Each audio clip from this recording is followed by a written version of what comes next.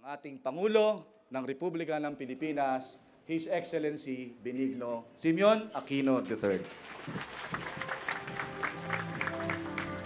Magandang hapon po. Maupo tayo lahat. Secretary Jojo Ochoa, Secretary Maroa, Secretary Babe Singson, Secretary Volts Gaswin, Secretary Dinky Suliman, Secretary Ikot Petilla, Secretary Sari Colomar, Nel Mendras, Ping Lacson, Attorney Chito Cruz, Governor Dominic Petilla, Mayor Pel Texon, Mayor Martin Petilla, Mr. Tony Melotov, Gawad Kalinga, Mr. Ferdinand Shah, President of Injab Group of Companies, Mr. Ramonang, President and CEO of San Miguel Corporation, mga kawani at opisyal ng lokal na pamahalaan, fellow workers in government, honored guests, mga minamahal po kababayan, muli magandang hapon po sa inyo lahat.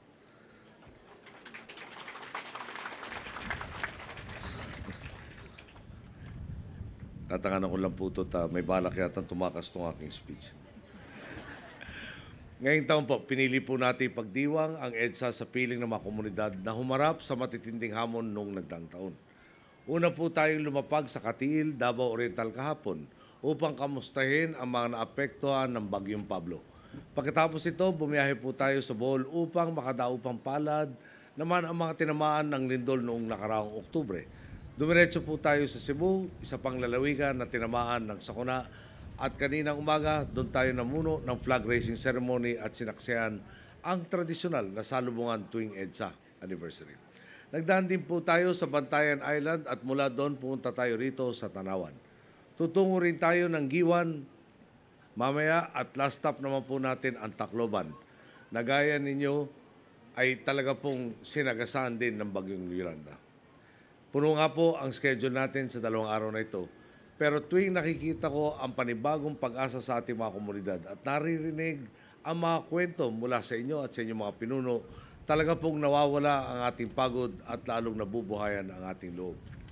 Isipin po nyo, nung kasagsagan ng lahat ng krisis na to, marami po nagte-text sa akin. May mga tumatawag, sama ko na po yung mga kapatid ko. Sama po yung mga kaibigan. May mga ordinaryong tao. Sabi na, marami yung text ang sinasabi sa akin, huwag kang bibigay. Or mag-uumpisa ng, okay ka ba? Sa natural, gusto ko naman sagutin, bakit ako hindi magiging okay? No? At pero sa totoo lang, lalo na pupunta ko dito sa Leyte, 1 linggo tapos sa Yolanda, nagsasalita ang mga tao, tulungan nyo kami, kailangan namin ng binhi. Tulungan nyo kaming mabalik doon sa aming pagnyunyugan o pangingisda. 1 linggo tapos sa Yolanda, hindi iniisip yung grabe ang dumanak sa amin. Grabe ang namatay sa amin. Grabe yung, hindi ba? Pwede naman naglukbok sa problema. Pero ipinakita, 1 linggo pa lang natapos na talagang palaban po ang lahat na nandito at hindi nagpapatinag sa pagsubok na ginawa itong buo tiwala sa pong may kapal na tutulungan tayo gagabayan. Yun ang gusto ko sana isagot. Ang hirap lang ako ilagay sa text lahat nun. Karangalan ko po kasi talaga mamuno na isang lahi na talaga naman matibay kung anuman ang datnan. Kaya naman po doon rin nagmumula ang ating kumpiyansa. Nakakayanin nga natin lahat to. Baka may nakakalimot, di ba? Nag-umpisa tayo sa Zamboanga, lumipat tayo ng Lindol, nag-intermission pa yung Bagyong si Santi, bago dumating si Yolanda na main event, dumating pa si Agaton, sumama pa si Basyang, baka naman gusto na next year na iba po. Pero alam mo nyo, talaga sa mga seryosong bagay nga ho, sa dami-dami ng mga nakausap nating leader sa iba't ibang bansa, yung mga tumawag, yung mga dumalaw sa atin, iisang parating lang sinasabi na bibilib sila doon sa tinatawag ng resilience of your people. Nadapa, tayo kagad. Nadapa, tayo kagad. Hindi ho tayo nagsumusukot, hindi tayo buibigay. Okay. Isipin na lang po natin ang pinagdaanan ninyo dito sa Tanawan. Napakarami pong nawalan ng tahanan. Sa layo ng inabot ng storm surge, pati poblasyon ninyo ay nalubog sa baha. Balita ko ito eskwela po na bagong repair, buong first floor raw po ay nabaha. Ang tunay pong nakakalungkot ayon sa huling bilang, 1,375 sa inyong mga kaibigan, kaanak, kasama sa komunidad ang nasawi dahil sa Bagyong Yolanda. Sa kabila nito, kitang-kita po natin ang inyong pagpupursiging magtulungan upang makaalpas sa trahedyang inyong dinanas. Iyan din nga po ang dahilan ng ating pagdalo dito sa Leyte nais po natin kamustahin ang inyong kalagayan at siguruhin ang ating mga inisyatiba para tugunan ang inyong mga pangangailangan ay naipapatupad at umuusad na. Isa pong halimbawa, kailangan po nating ilikas mula sa no-build zone ang marami nating kababayan. Kailangan pong ipatupad ito upang mailayo kayo sa peligro at masigurong hindi na mauulit ang trahedyang sinapit ninyo nitong nakaraang taon. Mahigit 25,000 pamilya nga pong at permanenteng tahanan ang target nating ipatayo sa buong Leyte para mailayo itong mga kababayan natin sa sakuna. Isa po ang tanawan sa ating mga permanent relocation site para sa mga kabahayang tinamaan ng Bagyong Yolanda. Kabuang 1,345 housing units po ang ating ipagagawa at ginagawa sa kasalukuyan. Sa tulong po ng Gawad Kalinga, ng NHA, ng lokal na pamahalaan, ang unang 50, sabi kasi ni Mayor kanina, sa Marso, titira na itong mga bahay na to. Oh. Yung Marso ho, kasi ano na ngayon 25. Malapit na po matapos yung Pebrero, Marso na. No? So, ang pangako po sa atin, tapos ng 2 linggo mula itong araw na to, yung unang 50 pamilya, lilipat hindi na sa bunkhouse, kundi doon po sa permanenteng tahanan nila. Okay. Yung higit kumulang na natirang 1,300 within 6 months, no? Lilipat na rin sa permanenteng bahay nila. Okay. At ulit, nagtulungan ating pong gobyerno, lokal at nasyonal, Gawad Kalinga, sama na natin NHA at yung mga tao pong titira dito sa mga tahanan na to na nag-contribute rin po ng kanilang labor para maitayo sa lalo madaling panahon yung kanilang mga bahay. Sa pag-aabagan po ng ating mga ahensya at pamahalaan lokal, ng tanawan at ng katuwang natin sa pribadong sektor, Gawad Kalinga, 822 permanent housing units ang ipapatayo sa inyo pong munisipyo. Mukhang mali na po itong datos na to. Yung 366 papagawa po sa Barangay Pago. Kapag natapos na po ang mga tahanan doon, lilipat ang mga pamilyang inilayo natin sa panganib at gagabayan nating tumahak palapit sa katuparan ng kanilang mga pangarap. Alam din po natin, maski po ang mga paaralan dito sa Tanawan ay hindi pinatawad ng Bagyong Yolanda. Kaya nga po, mula sa Barangay Pago, pumunta tayo dito po sa Tanawan, First Central School, ganun ba pangalan nun? First Central. Tanawan 1. O, yun. Yung aking mga writer, kailangan ko yata turuan magsulat. Tanawan 1. Dapat nilagyan ng dash. Central School. Natapos po ang rehabilitasyon ng paaralang ito sa pagtutulungan ng ating Philippine Army Engineers na nandito po ang ating representative ng Engineering Brigade at ng Joint Support Group mula sa Republic of Korea. Alam mo yung kada makausap ko ating mga kapatid na Koreano, parati na binabanggit sa pag inaambagan tayo ng kung naman tulong. No, parati sila sabi, we are paying you back for your help during the Korean War.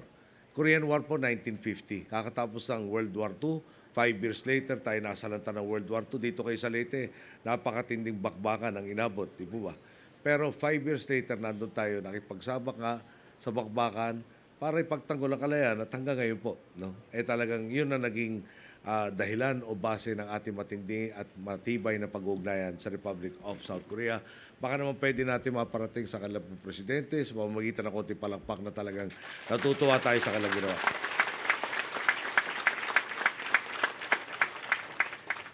So nandiyan na po, natatanong natin, mukhang maayos at naibalik, bilibo ko, 1 month raw ang ginawa ito at magagamit ng estudyante, nalilipat mula sa tent, diretso na dito na mas safe. Di ba? Okay. Isa lamang po ang eskwelahan ito sa marami pang ibang nakapilang ayusin. Sa pag-aambagan ng lokal at pambansang pamahalaan at iba pang mga institusyon at non-governmental organization. Ngayon nga po, pinasasalamatan na natin si Ginoong Ferdinand Sia at ang kanyang foundation at si Injap na talaga pong nagpamalas sa malasakit upang mapondohan ang dalawang proyektong formal nating sinisimulan sa araw na ito. Kinakatawan ng mga proyekto ito ang magkatambal nating tungkulin. Una, ang pagkilala sa mga lumisan. Ikalawa, ang pagbibigay dangal at galang sa kanila sa pamamagitan ng hindi pagsuko, ng pagbangon mula sa trahedya at ng pagsigurong ang buhay ng biyaya. Ay ang buhay na biyaya sa atin ay magpapatuloy ng may dangal at sapat na tuon sa kinabukasang nag-aabang. Narito po tayo upang simulan ang konstruksyon ng memorial marker para sa mga biktima ng Bagyong Yolanda. Silang mga nawala nang hindi natin naipagluksa ng sapat. Sa kanila po tayo ngayon kumukuha ng inspirasyon upang magpatuloy sa pakikipagsapalaran. Katuwang po nito, sinisimulan na rin ang rehabilitasyon ng inyong pong public plaza. Alam po natin sa mga munisipyo, tulad ng Tanawan, sa plaza nagtitipon ng mga magkakabayan at dito kayo nagbubuklod at bubuo ng kolektibong kamalayan. Sagisag ito ng inyong pagkakaisa at sentro ng mga kaganapang nagbubuklod sa inyo bilang isang komunidad. Sa rehabilitasyon ng plasang ito, inahayag ninyo, buo ang aming loob, buo bangon na kami, walang bagyong kayang magpaluhod sa Tanawan. Sa ganitong konteksto po, lalong lumiliwanag ang desisyon kong dito magdiwang ng anibersaryo ng EDSA. Mula po nang maupo ako bilang Pangulo, ito po ang unang pagkakataon kung saan nagpasya tayong lumayo sa Maynila. Narito po ako ngayon dahil higit pa sa pagbaklas ng diktadurya ang diwa ng petsang ito. Lagpas pa sa pagtitipon sa isang kalsada ang kinakatawan ng EDSA. Ang EDSA ay pagdiriwang ng kakayahan ng Pilipinong bumangon mula sa anumang pagsubok at daigin ang anumang madilim na kabanata ng ating kasaysayan. Tama po, ang EDSA ay tungkol sa mga Pilipinong nagkaisa sa isang kalsada, nagharang ng katawan sa tangke at nagsabit ng rosaryo sa mga rifle upang tapusin ang panahon ng pang-aapi. Ngunit tungkol din ito sa mga komunidad na nag-ambagan upang muling magtayo ng mga tahanan matapos ang mga sakuna. Tungkol din ito sa mga pamilyang nagbukas ng puso sa kanilang kapwang binaha. Tungkol ito sa mga individual na nangapit bahay upang bigyan babala ang kanilang mga kasama at nagsabing lumikas na tayo. Ito ang kamay ko, tanganan mo, kailangan natin magtiwala sa isa't isa. Kailangan natin magtulungan upang mabuhay. Tungkol ito sa mga Pilipinong hinagupit ni Pablo, ni Lindol sa Cebu at Bohol, sa mga sinalanta ni Yolanda sa Eastern Samar at sa marami pang ibang probinsya. Sila at kayong mga hinamon, ngunit hindi umatras. Kayong mga sinindak, ngunit hindi natinag. Kayong mga pansamantalang pinayuko, ngunit ngayon ay taas doon na muling tumatayo. Ang EDSA ay tungkol sa inyong mga taga-Tanawan rin.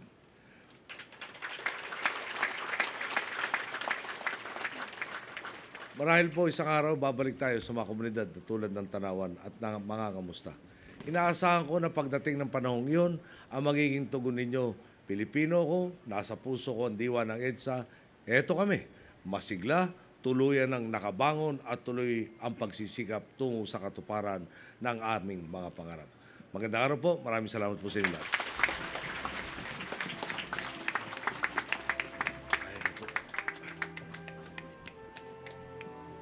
Maraming salamat, Pangulong Benigno S. Aquino III, sa ngalan ng